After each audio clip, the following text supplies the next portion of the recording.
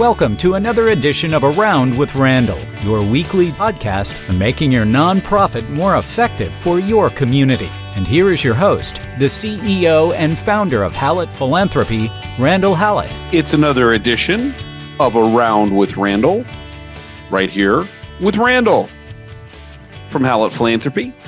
Always glad to have you join the podcast as we look at the third part of 3 regarding issues in employment in nonprofit work. And just as a reminder, Hallett Philanthropy was incredibly proud to be a part of the publication from AHP, Healthcare Philanthropy, where the survey we did with nearly 1,500 different participants indicated trends and issues regarding philanthropy.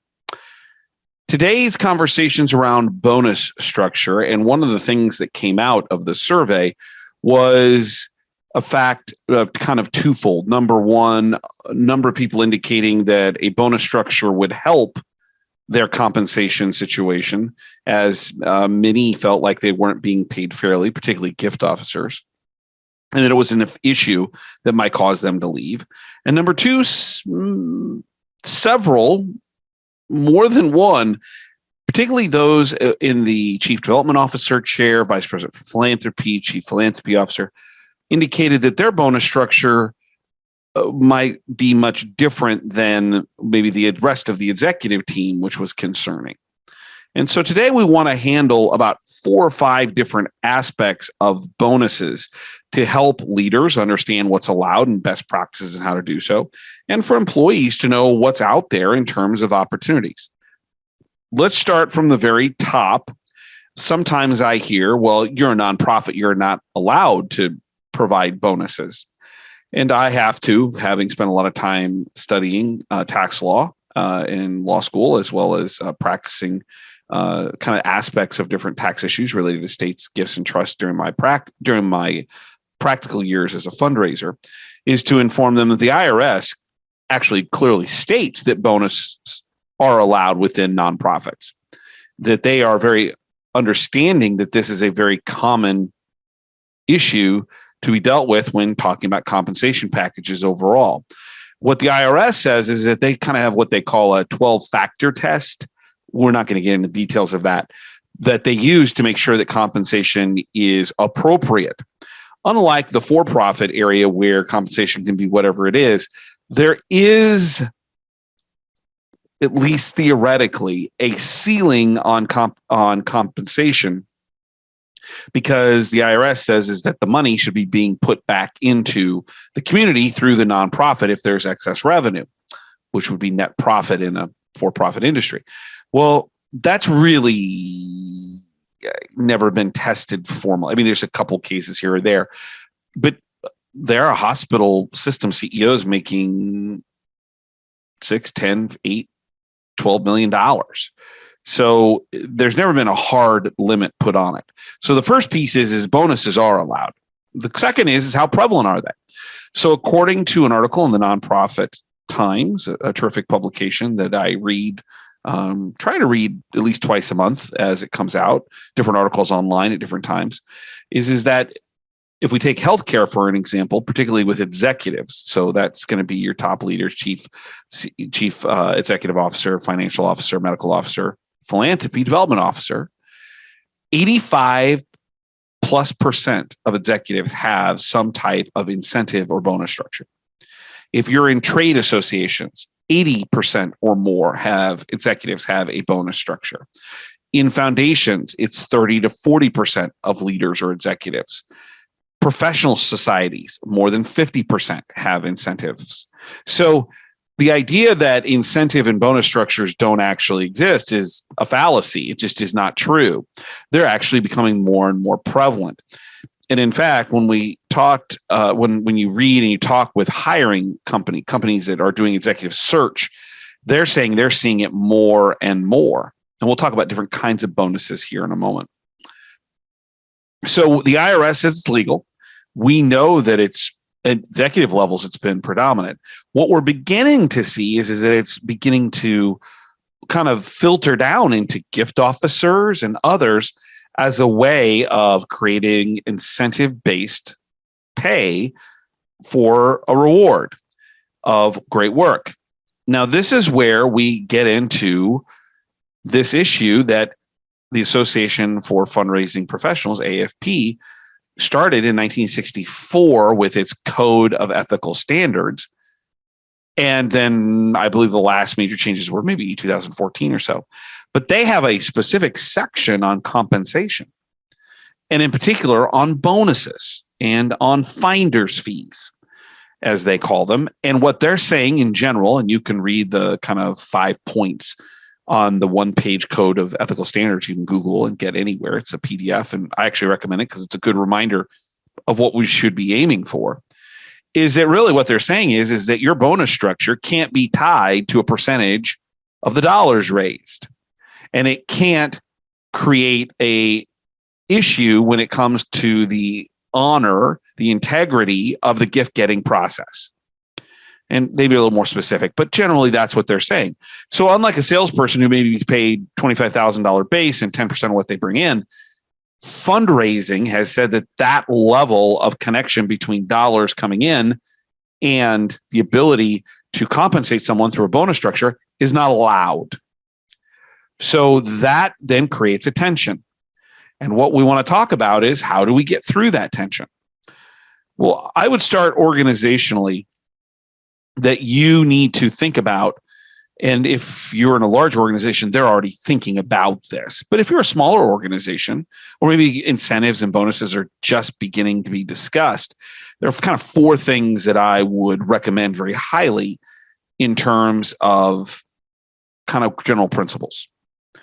The first is that an incentive process should be agreed upon in writing, voted on by your board. They don't have to get into the details if you're a large organization, but there should be a voice. We support this. By leadership, the executives, we support this. And it should be managed and run through your HR department. This is not something to try to figure out on your own. If it's done loosey-goosey without a lot of process and organization, I can pretty much guarantee you there's going to be problems. It has to be thought about, laid out in a total package, and understood. It needs to be, so the first one is that it's agreed upon and it's part of the culture, and everyone knows that it's part of some compensation packages, some compensation levels for certain employees. Number 2, you have to be transparent. You shouldn't be afraid to have to talk about this. Compensating someone for great work should be okay. And bonuses and incentives are a way to do so. Number 3, it should be proportional. I think most people believe that compensation should be 60, 70, 80%, maybe 90%, minimum 60, I would encourage higher, salary, meaning every 2 weeks or every 1st and 15th or once a month, we're making a payment for the work that an employee does. And that it's only a smaller part of the overall employment package that's incentive based. And you might see in for-profit companies like huge stock opportunities. That is not what we're talking about in incentives. I recommend that the biggest part of anybody's compensation package by far needs to be salary. You get paid X dollars to do this work based on this job description with these goals. But if we succeed at high levels, there can be a portion at the end for bonus structure. And lastly, this has to be a defined process. How do you establish on an annual basis what those compensation levels are? What are the goals? What above the goals or at the goals are the appropriate compensation bonus structures? How much is that? This shouldn't be just guessed at, and it should be in writing and signed. And I'll talk about some of the things that I've done in my career to help employees be recognized from a compensation perspective for great work. So we've talked about that the IRS says it's okay. We've talked about that its prevalence in our nonprofit world is probably more than most people realize. We've talked about 4 major principles to think about: that it's agreed on by everybody, that it's transparent, it's proportional, and that there's a process to it on an annual basis. So let's spend just a second talking about the kinds of bonuses. I'm going to leave performance bonuses to the end because I think that's what everybody thinks about. But there are some other bonuses I see happening more and more often. The first is a signing bonus. So when you talk to some of the experts in executive search areas, they're seeing as much as 25% of their searches are now including signing bonuses. And that could be, in some cases, as much as $25,000 or $50,000 for signing. Meaning when you sign the agreement that you're going to go there, they're going to write you a check. It's an incentive-based, we want you to come on board. In some ways, it might be able to get someone's salary, if you average it over a couple of years, to a little bit higher level without it showing up in the salary area. There are a lot of reasons it can be done. Sometimes you're moving from, let's say, Nebraska to Los Angeles, and Los Angeles is a little more expensive. And I need to buy a house. How are we going to do this? Let's do a signing bonus so that you have extra cash to put into that house. Almost all signing bonuses come with some type of stipulation that if you don't stay a certain amount of time, you're going to have to pay that back. So just be aware that you don't get a signing bonus and 6 months later you leave. They'll force you to pay back that money. 2 years, 3 years is usually about what I see. Sometimes every once in a while I see a 1 year. I've not seen more than 3 recently. So signing bonus is one way. Another kind of bonus is a retention bonus, meaning if you stay for a certain amount of time, we will write you a check. So it's kind of the opposite way. The signing bonuses we're going to pay up front. Retentions we're going to pay on the backside. Maybe there's a great employee that's being sought after all the time by search firms. You can build in a retention bonus. If you stay for this many years, we'll write you a check. Sometimes those checks can be 6 figures, depending on performance. Just be aware that that's an option. If the organization maybe can't do something up front, maybe they can do it on the backside. The one that we talk about most and that I want to spend the most amount of time with is the idea of performance bonus, meaning certain things happen, and if they do happen, there's compensation in an incentive program for that. I'll take it and break it into 2 pieces just to make it easy. One is the team approach, meaning that if the department, let's say we're dealing in nonprofit work, fundraising, the development office, the advancement office, the foundation, meets these goals, and we'll talk about what those goals might be here in a moment, everyone will get a certain percentage of their salary, 2%, 3% bonus. There's a real advantage in that because what it does is it forces the team in some ways to come together to focus on those goals. All of a sudden, infrastructure and data is really concerned about how their part of the puzzle fits into what gift officers are doing.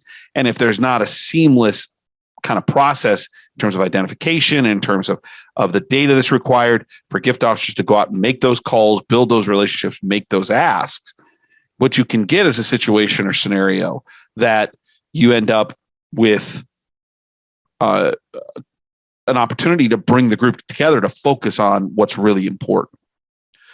The downside of team goals is that if a couple people don't perform, that could inhibit everybody from getting their goal, getting to the goal and getting their bonus, which can cause acrimony internally. So team, and we'll talk again about the metrics here in a second, what could be done, is a great opportunity. The other is the individual. And I see this more on chief philanthropy officers, major gift officers, plan giving, principal gift, annual giving, things of that nature. And really, this is about incentivizing the right behavior, the types of things we know move people to gift opportunities, face-to-face visits, and things of that nature. So how do you set up metrics to do those 2 type of goals without breaking the code of ethical standards set up by AFP, where it really just can't be tied to money? And there are lots of ways of doing it.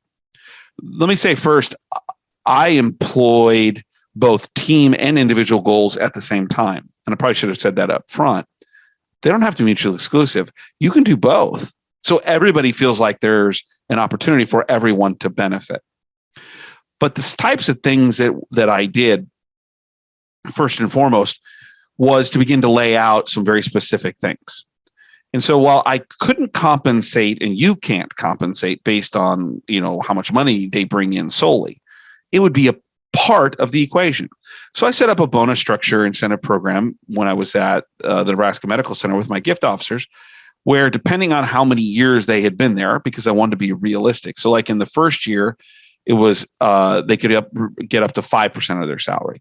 And then in the second year, it was 9% of the salary. And by the third year, it was, second year was 7, third year was 9, and then 9 ongoing, because I wanted to help build some long-term goals for people to stay. And they had to raise a certain, times their salary to just qualify. And then I did things like with certain gift officers, I need you to set up a planned giving program. That had nothing to do with money. What that was did you get the program set up? Did we have some benchmarks? Or we have this many solicitations over $10,000. I didn't put like 5 in this category. And so are we going to have a certain amount over this dollar figure? Do we have the number of visits face-to-face? Do we have the number of new donors? So maybe an annual giving program is acquisition.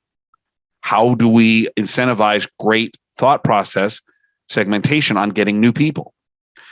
If you start layering all of these things in, you can build out what I did on an annual basis, and I'll hold it up here to the screen, was build out a strategic plan for each gift officer or each employee.